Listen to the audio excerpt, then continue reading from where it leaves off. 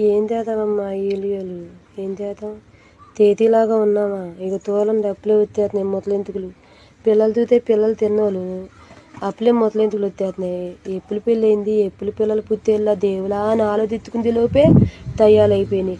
ఇవైనా అనుకుంటాయా అని అంటే లెగితాలుతున్నాయి. ఏం చెయ్యాలో అర్థం కాలేదు అసలుకి.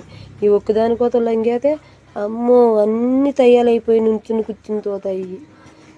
ఏం చెయ్యాలో ఏమి అర్థం కావట్లేదు. చూతేలా ఎందుకు వచ్చేసింది. పిల్లలేమో తిన్న పిల్లల ఈ ముతలెంతులు తిన్న వయసులో కాదు ఈ ముతలెంతుకులు ఎందుకు వస్తున్నాయో దేవులా అనేది.